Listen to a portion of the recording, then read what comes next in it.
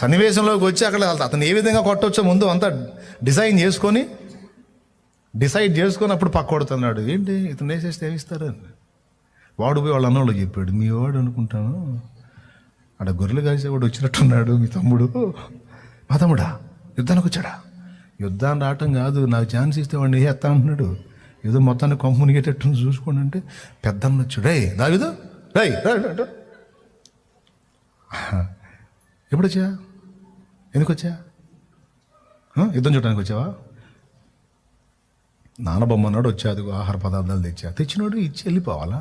ఎందుకున్నాడా ఆయన? ఏంది వాడి మీద పోతాను అంటే 40 రోజుల నుంచి ఇక్కడ ఉన్న వాళ్ళని తెద్దామనా? ఇంత గర్వం ఎట్లారా నువ్వు? నువ్వు ఇంత గర్వం అసలు? నీ వయసు నువ్వు పెద్దన్న నేనున్నాను, అందరికాడికి ముందు పుట్టినోడే పెద్ద, నేనే కూర్చున్నా దద్దమ్మలాగా. అక్కడ పెద్ద పోటుగాడు వచ్చావు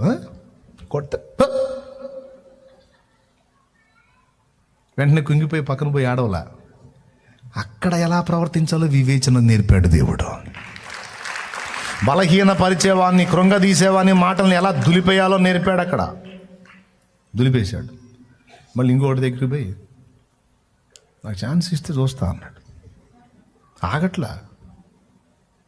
ఈసారి వాడు నేరుగా పోయి సౌలుకు చెప్పాడు, పిల్లోడు ఒకడు వచ్చాడండి, ఛాన్స్ అడుగుతున్నాడు, ఏమన్నా చూద్దామా, నా ముందుకు తేండి అంటే తెస్తే బాలుడు. ఆయన ఇంత దరిద్రం వచ్చిందిరా ఇశ్రాయేలుకి, ఇంతమంది వీరుల్లో ఎవడు ముందుకు రాలో, పిల్లోడు వచ్చాడు గొర్రెలు కాసేవాడు. బాబా నీకు తెలుసా వాడి గురించి అన్నాడు. ఎవరి గురించి సార్? అయ్యగారు ఎవరి గురించి అండి? ఎవరి గురించా? నువ్వు ఎవడి మీద పోతున్నావు? వాడి గురించి. వాడు ఎంత పొడుగున్నాడు చూసావా? ఆ పొడుగు చూశాను సార్. వాడు ఎంతలా ఉన్నాడు చూసావా? వాడు చిన్నప్పటి నుంచి మంచి విద్యాభ్యాసం చేసినోడు, వాడు అసలు మామూలుడు కాదు అని వాడిని పొగుడుతున్నాడు. దావీదుకు మండింది, ఇదేంది రాజు అయ్యి ఉండి ప్రత్యర్థిని తేలిక చేసి మాట్లాడాలి, వాడిని కనపరిచి మాట్లాడి మైండ్ పోయినట్టు. మైండ్ పోయిన రాజీడు, ఈ మైండ్ పోయిన రాజీడు. దేవుణ్ణి మయంపరచకుండా, దేవుణ్ణి కనపరచకుండా, దేవుణ్ణి హెచ్చించకుండా శత్రువుని గొప్ప చేసి మాట్లాడుతున్నాడు పనికిమాలిన రాజు అని.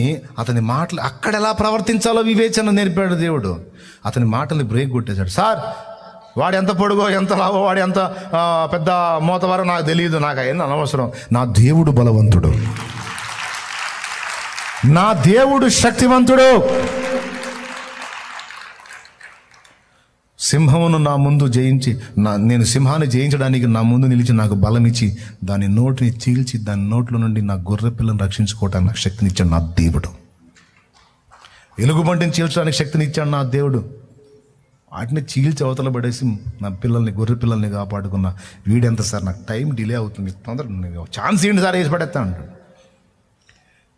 రోడ్డు పాప చిన్నోడు కదా, పిల్లోడు, యుద్ధం తెలియదు కదా, బాలుడు కదా, బాగా ఆవేశంగా ఉన్నాడు. అట్లా పోతే అయిపోతాడు చేతులు. వాడు ఈటి చూసావా అంటాడు. మళ్ళీ సార్ మీకు దండం పెడతా, వాడు ఈటి వద్దు, వాడి బల్లెం వద్దు, వాడు పడి నాకున్న ప్లాన్ ఏదో నాకుంది సార్, మీరు పర్మిషన్ ఇవ్వండి. సరే వీడికి ఏదన్నా అయితే మనకు వచ్చింది కానీ మాట, నా కవచాలు తొడగండ్రా వీడికి. 2-3 తగిలిచ్చేటప్పటికి ఆ బరువు ఎక్కువైంది. మరి 7 అడుగులోడి కవచాలు 5 అడుగులోడికి ఆడ సెట్ అవుతాయి. సౌలు 7 అడుగులు ఎత్తు, దావీదు ఒక 5 అడుగులు బాలుడు అనుకోండి. ఆ కవచాలు 7 అడుగులు ఏడ సరిపోతే? అయ్యా ఆడి దగ్గరికి వేసుకొని పోయి యుద్ధం చేయటం ఏమో కానీ, వేసుకుంటే మధ్యలోనే పోయేటట్టున్నా ఓడదేయండి, నాకు వద్దు. దేవునికి స్తోత్రం. ఏం తీసుకెళ్ళాలి, అదే ప్లాన్, అదే వ్యూహం. ఏది పట్టుకున్నా వాడు జాగ్రత్త పడతాడు, ఏది కట్టుకున్నా వాడు జాగ్రత్త. అందుకే గొర్రెలు కాసేవాడు లాగే పోవాలి. పిల్లోడు పిల్ల చేష్టలాగానే పోయినట్టుగానే పోవాలి. అప్పుడు వాడు అజాగ్రత్తగా ఉంటాడు. ఈడెవడ పిల్లోడు, అరే సిగ్గులేదు వాళ్ళకి ఇంటి పంపించారని వాడు గర్వించాలి. ఆ అహంకారంలో, ఆ గర్వంలో వాడు అజాగ్రత్తలోకి వెళ్ళిపోతాడు. అప్పుడు కొడతా వాడిని. అది ప్లాన్.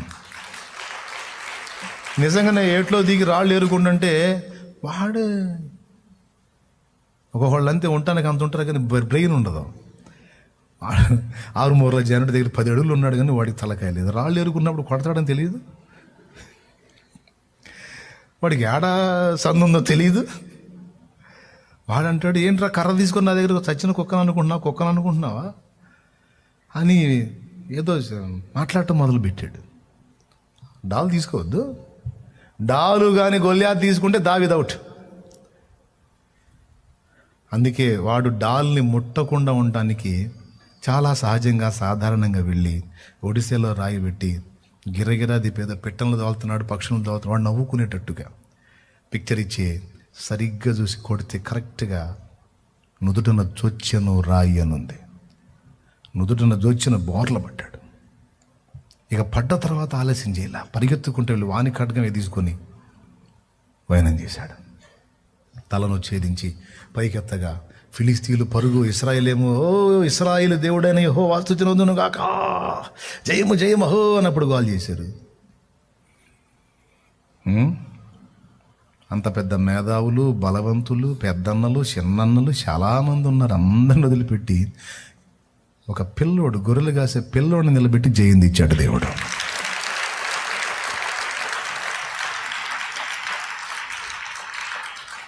అందుకే చెప్తున్నాను ప్రియులారా, ఎవరినైనా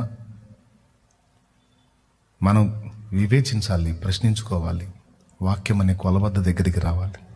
అంత జ్ఞానం దావీదుకి ఎలా వచ్చింది? దావీదు వాక్యాన్ని ఎంత ప్రేమించాడో తెలుసా? కీర్తనల్లో 3 భాగాల కీర్తనలన్నీ దావీదే రాసింది. ఆ కీర్తనల్లో పెక్కు భాగం పాల వంటిది, జుంటి తేనె వంటిది, నా జిహ్వకు మహామధురమైనది. పాల వంటిది, జుంటి తేనె వంటిది, నా జిహ్వకు మహామధురమైనది. మేలిమి బంగారు కన్న మిన్నైనది, మేలిమి బంగారు కన్న మిన్నైనది, రత్నరాసుల కన్న కోరతగినది, రత్నరాసుల కన్న కోరతగినది. నీ వాక్యమే నన్ను బాధలలో నెమ్మది. మీరు 119వ కీర్తన ఇంటికి పోయి మొత్తం అండర్లైన్ చేసుకోండి. ఆయన మాటలు, ఆ మాటలు ఏమేం చేస్తాయో అండర్లైన్ చేయండి, ధన్యులైపోతారు. వాక్యం దగ్గర పట్టుకోండి, వాక్యం దగ్గర ఆ సమస్త ముందు వెతకండి, వాక్యం దగ్గరే ఉన్నాయి అన్నీ పట్టుకోండి. మీకు కావలసినవన్నీ వాక్యం దగ్గరే ఉన్నాయి. వాక్యమై ఉన్న క్రీస్తును హత్తుకోండి ముందు. అప్పుడు ఎక్కడ ఎలాంటి స్టెప్ వేయాలో దేవుడు నీకు వివేచన జ్ఞానాన్ని ఇస్తాడు. ఆలోచించుకున్నాము, దేవుడు నీకు అన్ని విషయములలో వివేకం అనుగ్రహించును. ఆయన చెప్పిన మాటలే తిమోతి పత్రిక. నేను మీతో చెప్పు మాటలు ఆత్మయో జీవమునై ఉన్నవి. ఇది యేసయ్య మాట. నా మాటలను తక్కువ అంచనా ఎద్దురా, మీరు ఎందులోనైనా గెలవాలంటే ముందు నా మాటలు చూడండి నాన్న అన్నాడు. అప్పుడు నీవు నకిలీ తైలము కిందికి పోకుండా, నకిలీ భ్రమపరచు ఆత్మల కిందికి పోకుండా, మోసపరచు ఆత్మలకు పోకుండా, భ్రమపరచు ఆత్మల కిందికి పోకుండా, దయ్యముల బోధలో మోసపోకుండా నువ్వు కాపాడబడతావు, అనేకుల్ని కాపాడతావు. ఆ కృప దేవుని ఆత్మ మనందరికీ దయచేయునుగాక. లే, ఇప్పుడు పైకి లేచి నిలబడు.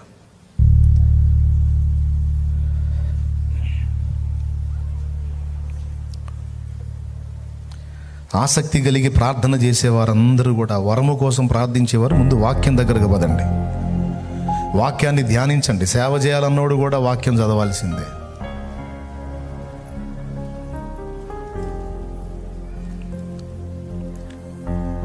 కొంతమందికి వాక్యం ఇది కరెక్ట్, ఇది నేను చేసేది ఇది వాక్య సమ్మతం కాదని తెలుసు.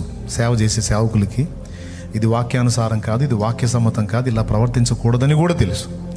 కానీ ఏం చేద్దాం, ఈ రూట్లో వెళ్ళకపోతే ప్రజలు కనెక్ట్ గారని బలహీనపడి ఒక మెట్టు దిగి ఇబ్బంది పాలయ్యేటువంటి పరిస్థితి ఉంది. రేపు దేవుని న్యాయపీఠం ముందు సిగ్గుపడే పరిస్థితి వచ్చింది. అందుకే నన్ను కొంచెం వివేచించి, సేవ చేయాలనుకున్నోళ్ళు, ఆల్రెడీ చేస్తున్నోళ్ళు, చేయబోతున్నోళ్ళు ఒక్కసారి పరిశీలించుకోండి. పరిశుద్ధాత్మ నిన్ను దేవుని వాక్కు దగ్గరికి తీసుకొస్తాడు. ఆ వాక్కు చేత ముందు నిన్ను శుద్ధి చేస్తాడు. ఆ అగ్ని అభిషేకం ముందు నీ మీదకి వచ్చి నీలో ఉన్న మాలిన్యాన్ని కాలుస్తుంది. తర్వాత ఆయన శక్తితో నింపి నిన్ను వాడుకుంటాడు. అన్నిటికంటే ముఖ్యం వాక్యం. యెహోషువతో దేవుడు అదే చెప్పాడు, నేను నీకు ఆజ్ఞాపించిన మాటలను గైకొనుటకు నీవు జాగ్రత్త పడో. నేను నీకు చెప్పిన మాటలను గైకొని ఆ మాటల చొప్పున జాగ్రత్తగా ప్రవర్తించుటకు జాగ్రత్త పడు. అప్పుడు నీ ఎదుట ఎవ్వడూ నిలవకుండా నేను చూసుకుంటా అన్నాడు. ఇర్మియాతో చెప్పాడు, నీవు నా నోటి వలె ఉందువు, నీ నోట నా మాటలుంచి ఉన్నాను అన్నాడు. మాట. నరపుత్రుడా, నీవు చక్కగా నిలవబడు, నేను నీతో మాట్లాడాలి. మాట్లాడితే అప్పుడు నువ్వు జనములకు ప్రవక్తగా ఉంటావు. దైవవాక్కు, దైవవాక్కు, వాక్యమే చదవం. ఎట్లా సేవ? వాక్యాన్ని ప్రేమించవు, వాక్యాన్ని గౌరవించవు, మళ్ళా నువ్వు ఒక పాస్టర్వి. నేను ఒక పాస్టర్ని. విశ్వాసులు నయం కనీసం క్రమంగా రోజు 5 అధ్యాయాలను చదువుకుంటారు. పాస్టర్లు అయి ఉండి కొంతమంది కనీసం బైబిల్ చదవని దరిద్రం ఉంది కొంతమంది. విశ్వాసుల కంటే అన్నింటిలో ఒక మెట్టు ఎక్కువై ఉండాలి కదా, మనం వాక్యంలో కూడా ఉండాలి. విశ్వాసి రోజు పాపం పనికి వెళ్ళేవాడు కాబట్టి ఒక 5 అధ్యాయాలు చదువుకొని పోతే సేవకుడికి ఎంతో అవకాశం ఉంటుంది కనుక 5 అధ్యాయాలు కాదు, అవకాశం ఉన్నప్పుడల్లా దేవుని వాక్యాన్ని మదించుతూ ఉండాలి. అదే కదా బలం, అదే కదా జీవం, అదే కదా శక్తి, అదే కదా వివేచన జ్ఞానం ఇచ్చేది, అదే కదా మన అభిషేక రహస్యం. ఇశ్రాయేల్లో చాలామంది మనుషులు ఉంటే సౌలు తర్వాత దావీదుని ఎందుకు ఎంచుకున్నాడు తెలుసా? దావీదు ఒక్కడికే ఉంది దేవుని వాక్యాన్ని అమితంగా ప్రేమించి గౌరవించేటువంటి హృదయం. దేవుని వాక్యాన్ని గుండెల్లో ధరించేటువంటి ఆ హృదయం దావీదుకే ఉంది. ప్రార్థన చేద్దాం. దేవా, నన్ను క్షమించు, నీ మాటల్ని పెడచెవిన పెట్టాను, నీ మాటల్ని ప్రేమించలేదు, నీ వాక్యాన్ని ప్రేమించలేదు. అందుకే నకిలీ తైలాల కిందికి వెళ్ళిపోయే పరిస్థితి అయిపోయింది నా బతుకు. అందుకే వివేచన లేకుండా నా బతుకును పాడు చేసుకున్నా, నా జీవితాన్ని పాడు చేసుకున్నా, నా కుటుంబాన్ని రోడ్డు పట్టించుకున్నా, నా సేవలో కూడా అధోగతిలో ఉన్నా. నీ వాక్యము నేర్పే వివేచన జ్ఞానం నేను పొందకపోతిని. అందుకే కుటుంబం కూడా శాపంగా మారిపోయింది. నన్ను క్షమించు తండ్రి. నీ వాక్యమును ప్రేమించుట కొరకు నేను తీర్మానించుకున్నాను. నాకు బుద్ధి చెప్పే వారిని తిరస్కరించకుండాన్నట్లు నేను జాగ్రత్త పడతాను. నీ వాక్యాన్ని ప్రేమిస్తాను దేవా. నీ వాక్యమే నాకు ఆధారం. నా అడుగులు అంధకారంలో పడకుండా నా అడుగులు వెలుగులో నడవటానికి నీ వాక్యము నాకు జీవం దేవా, దీపం దేవా. నన్ను అనుగ్రహించమని దేవుని వాక్కును ప్రేమిస్తూ దేవుని గోజాడుకుందాం. పరిశుద్ధాత్మ, నీ వాక్కు ద్వారా నాకు వివేచన జ్ఞానం అనుగ్రహించు, మెళకువ దయచేయి. ఎక్కడ ఏది మాట్లాడాలో, ఎక్కడ ఏది చేయాలో, ఎక్కడ ఎలా ప్రవర్తించాలో, ఎక్కడ ఏది ఎలా తప్పించుకోవాలో, అనేకులను ఎలా తప్పించాలో, మాకు వినబడుతున్న దైవస్వరాన్ని ఎలా గుర్తించాలో, దానికి ఎలా విధేయత చూపాలో, దాన్ని తిరస్కరించకుండా ఎలా జాగ్రత్త పడాలో, గర్వానికి అహంకారానికి పోకుండా వినయం కలిగి సాత్వికమైన మృదుత్వమైన మనసు కలిగి గద్దింపుకు లోబడటం నేర్చుకున్నట్లు మమ్మల్ని అనుగ్రహించున్నాయి. నీ మాటల్ని ధిక్కరించేటువంటి సౌలు మనసు మాకొద్దు దేవా. నీ మాటల్ని తృణీకరించేటువంటి సౌలు మనసు మాకొద్దు.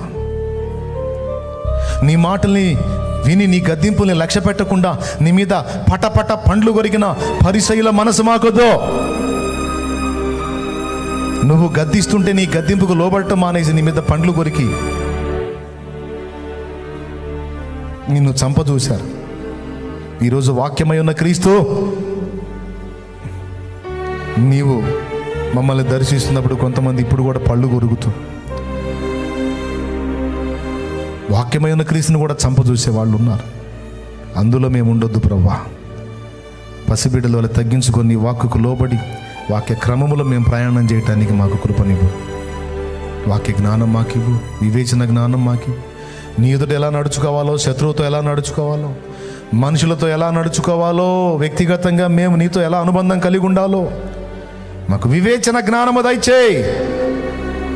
ప్రజలను ఎలాగో కాపాడాలో, నీ పని కొరకు మేము ఎలా సిద్ధపడాలో, నీ ఆత్మ నడిపింపుని ఎలా పొందుకోవాలో మాకు కృపనివ్వు. మా బిడ్డలను, చిన్నల్ని, పెద్దల్ని, వృద్ధుల్ని, స్త్రీలని, పురుషుల్ని, యవనుల్ని పేరు పేరున దర్శించి దీవించు. వారు ఎదుర్కొంటున్న శారీరక మానసిక వేదన నుంచి విడుదల ప్రసాదించు. అన్నిటికంటే ముఖ్యంగా ఏ పొద్దు పసిపిల్లల వలె గాక వారు ఎదిగిన వారై, బలము నొందిన వారై, ప్రతిష్ఠింపబడిన వారై, వాక్య జ్ఞానాసక్తి పరులై నిన్ను వ్యక్తిగతంగా కలుసుకొని అనేకులకు దీవెనకరంగా ప్రతి ఒక్కరూ మారాలి. ఒక మనిషి దయ కోసమో, ఒక వ్యక్తి మాట కోసమో పరిగెత్తడం కాదు. అనేకులకు వారు నీ వాక్కును అందించేవారు, నీ శక్తిని చూపించేవారై ఉండునట్లు నా బిడ్డల్ని కూడా ఆశీర్వదించు, నన్ను ఆశీర్వదించు. మమ్మల్ని అందరినీ నీ చేతికి అప్పగిస్తున్నాం. ఈ మధ్యాహ్నం వేళ కృపతో జ్ఞాపకం చేసుకొని సహాయము చేయమని యేసు ప్రశస్త నామమున వేడుచున్నాం తండ్రి. ఆమెన్. ప్రార్థన చేశాను మీకోసం. కాస్త దేవునితో కూర్చోండి. మళ్ళీ నా చేతుల కోసం పడిగాపులు గాయకండి. నూనె తెచ్చుకుంటే ప్రార్థన చేస్తాను. ఆ నూనె ఎత్తి పట్టండి. నేను చెప్తున్నాను, మీరు ప్రార్థన చేస్తే దేవుడు వింటాడు. రోగుల కోసం మీరు చేతుల నుంచి ప్రార్థించినప్పుడు స్వస్థతలు కూడా దేవుడు చేస్తాడు. ప్రియులారా, కళ్ళు లేని దానివి, గుడ్డి దానివి అడక రావచ్చు కదా అన్నారు. కళ్ళు లేని దానివి, గుడ్డి దానివి ఎవరైనా భిక్షం వేస్తారో అడక్క రావచ్చు కదా అన్నారు. నీతిమంతుని సంతానాన్ని భిక్షమెత్తనీయను అన్నాడు నా దేవుడు. నీతిమంతుల్ని భిక్షమెత్తనీయడు, అడుక్కోనీయడు నా దేవుడు. మీకు భారం అయితే ఇక్కడి నుంచి వెళ్ళిపోతానని అడుక్కు రమ్మన్న ఆ ప్రదేశం నుండి ఏరు మధ్యలో ఓ ఊరు, అక్కడికి చేరింది. దేవుని చిత్తమైతే ఆ సాక్ష్యం నేను విపులంగా చెప్తాను. 2 కళ్ళు లేని అంధురాలు ఆ ఊరికే ఒక దీపంలాగా ఒక వెలుగు వెలిగి ప్రభు దగ్గరికి చేరింది. తనకు తెలిసినంత వరకు, దేవుడు తనకు నేర్పినంత వరకు దైవవాక్యాన్ని చేతబట్టుకొని, తను విన్న ఉపదేశం అంతటిని గుండెల్లో పెట్టుకొని రోగుల కొరకు ప్రార్థించినప్పుడు స్వస్థత. ఎన్ని దైవవాక్యమే ఆధారం. ఒక స్త్రీ 2 కళ్ళు లేని అంధురాలు ఒక గొప్ప ఉద్యమానికి నాంది పలికింది. ఆ గ్రామంలో, ఒక మారుమూల గ్రామం, చుట్టూ ఏరు మధ్యలో ఊరు. నువ్వెందుకు అలా తయారు కాకూడదు? నువ్వెందుకు అలా దైవవాక్కుతో నింపబడకూడదు? నువ్వెందుకు దేవుని కొరకు రోషం కలిగి ఫలించకూడదు? నువ్వెందుకు జనులను దేవుని వైపు తిప్పే పాత్రవు కాకూడదు? నువ్వెందుకు దేవుని పక్షంగా వారి కోసం ప్రార్థించే వ్యక్తివి కాకూడదు? బ్రతుకంతా పైనే ఉంటావా? బ్రతుకంతా దేవుని దగ్గర సహాయం పొందుకుంటానే ఉంటావా? Use and throw. దేవుణ్ణి వాడుకుందాం వదిలేద్దాం అన్నట్టు ఉంటావా? దేవుని కోసం ఫలించవా? దేవుని కోసం పని చేయవా? దైవ సేవ చేయవా?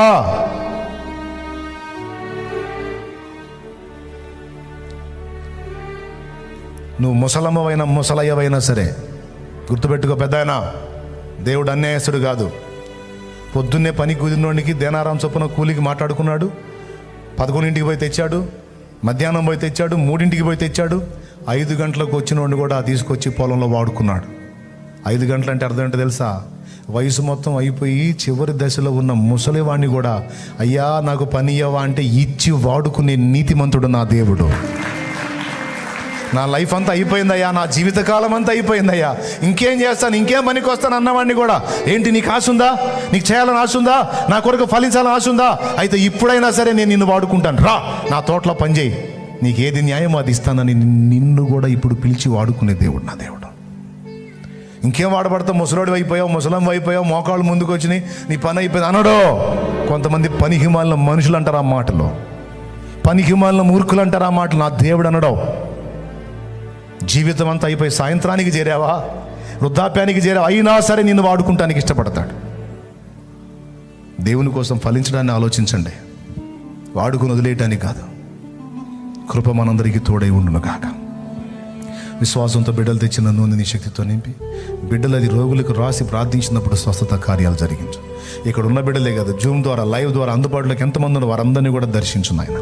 వారి మనోనేత్రాలు కూడా వెలిగించు. వారు కూడా నీ కొరకు ఫలించడి పాత్రలు కావాలి.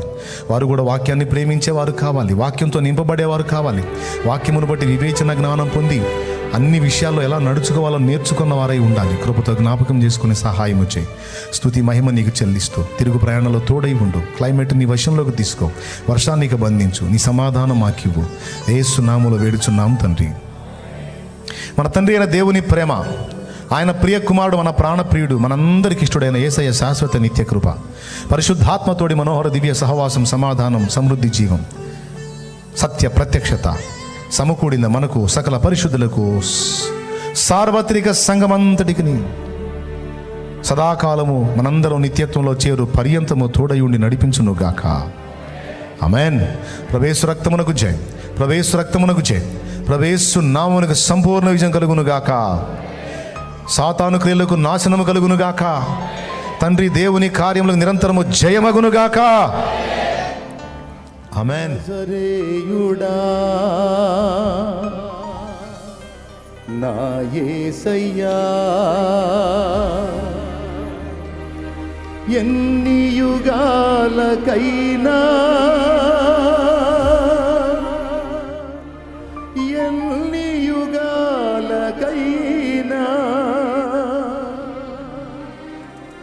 ఆరాధ్య దైవము నీవేనని మారాధ్య దైవము నీవే నీవేనని.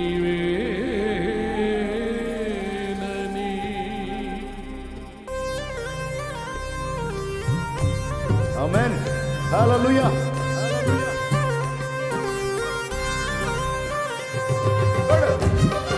గట్టిగా కూడా అదే. ఆమేన్.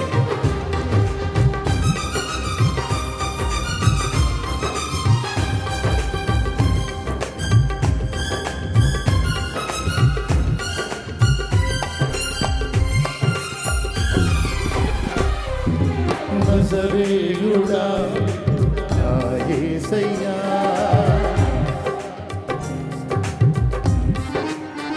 వాళ్ళే పాడుతున్నారు. ఆరాధ్య దైవము నీవేనని గళమెత్తి నీ కీర్తినే చాటెదా.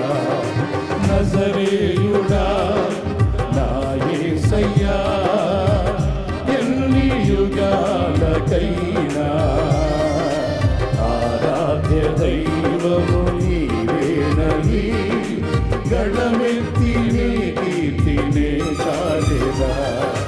నజరేయుడా నా యేసయ్యా,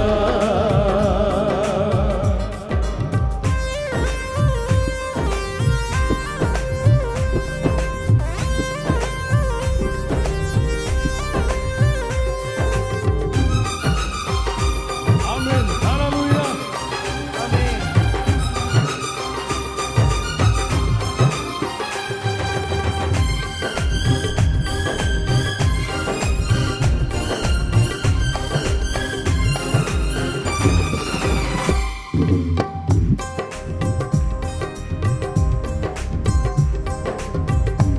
ఆకాశ గగనాలను నీ చేనతో కొలిచితివి.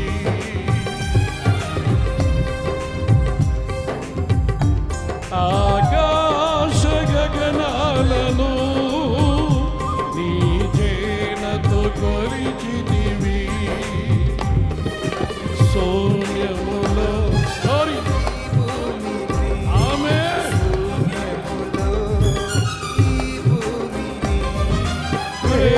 వేలాడదీసిన నా యేసయ్యా, వేలాడదీసిన నా యేసయ్యా, నీకే వందనం, నీకే వందనం, నీకే వందనం, నీకే వందనం.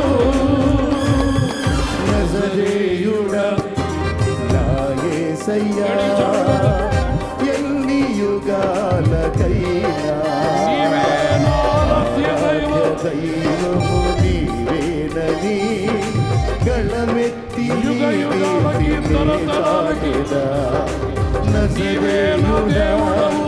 నా యేసయ్యా,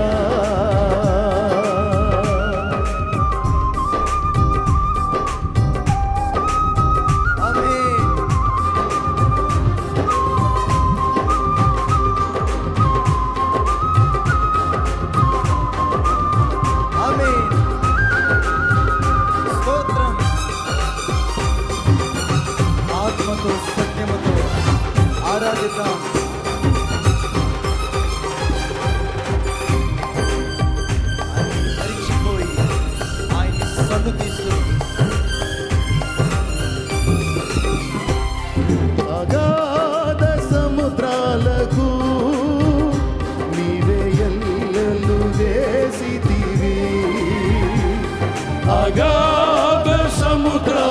కొరకు నీవే ఎల్లలు వేసితివి.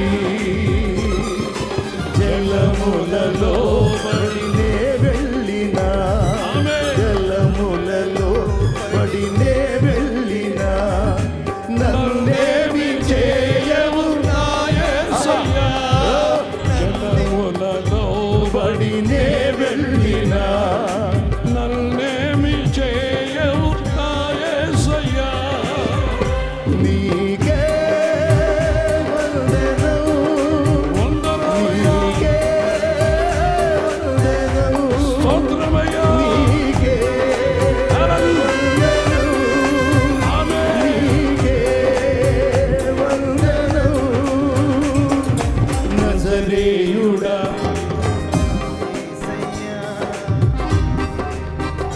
పాడాలి. ఆరాధ్య దైవము నీవేనని గళమెత్తి నీ కీర్తినే చాటెదా. నజరేయుడా నా యేసయ్యా, ఎన్ని యుగాలకైనా ఆరాధ్య దైవము నీవేనని గళమెత్తి నీ కీర్తినే చాటెదా. నజరేయుడా నా యేసయ్యా. గడిగా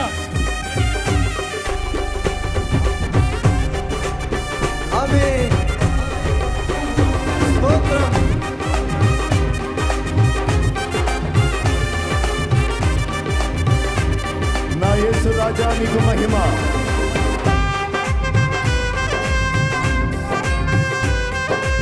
హల్లెలూయా. ఆహా.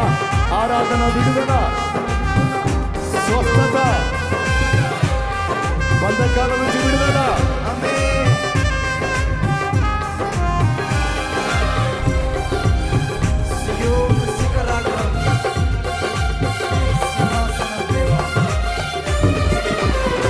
సియోను శిఖరాగ్రము నీ సింహాసనమాయెనా. సియోను శిఖరాగ్రము నీ సింహాసనమాయెనా. సియోనులో నిన్ను చూడాలని, సియోనులో నిన్ను చూడాలని ఆశతో నాను నా యేసయ్యా. ఆశతో ఉన్నాను నా యేసయ్యా. నీకే వందనం, నీకే వందనం, నీకే వందనం, నీకే వందనం.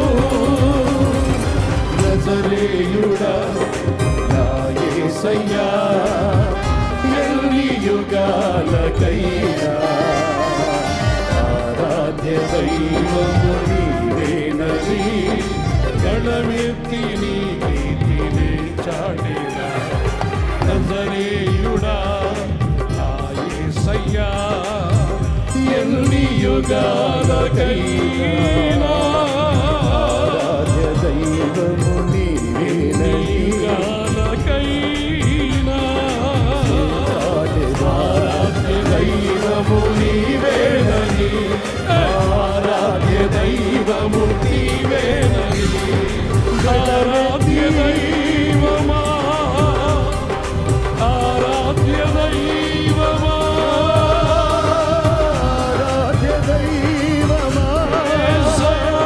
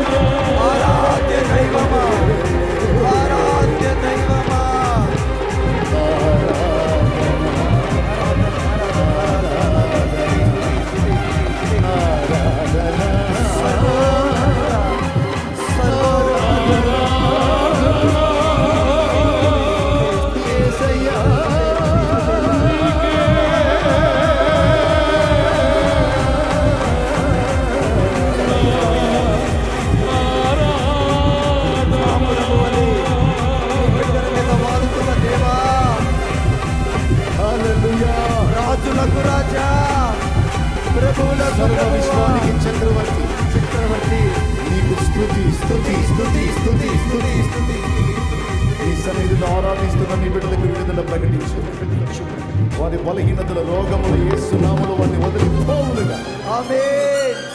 వారి దేహములు శుద్ధిపరచబడాలి, స్వస్థపరచబడాలి. అందరి బంధకములు తెగిపోవునుగాక. ఆమేన్. మంత్రశక్తులన్నీ నాశనమగునుగాక. ఆమేన్. దుష్ట ప్రయోగములు నిర్మూలమగునుగాక. నా తండ్రి నీకు యుగాలకు మహిమొచ్చునుగాక. ఆమేన్. నీ బిడ్డలు నీ పరిశుద్ధాత్మతో నింపబడి ఉన్నా అభిషేకం మా మీద స్థిరపరచు స్థిరపరచు. నీ కొరకు బహుగా ఫలించినట్లు ఆమేన్. మమ్మల్ని ఆశీర్వదించు. ఆశీర్వదించు. మా మధ్యకు దిగి వచ్చి మాతో మాట్లాడమని కృతజ్ఞతాస్తుతులు మీకే చెల్లిస్తూ యేసు నామములో ఈ ఆరాధన మీ పాదాలకే సమర్పిస్తున్నాము తండ్రి. ఆమేన్.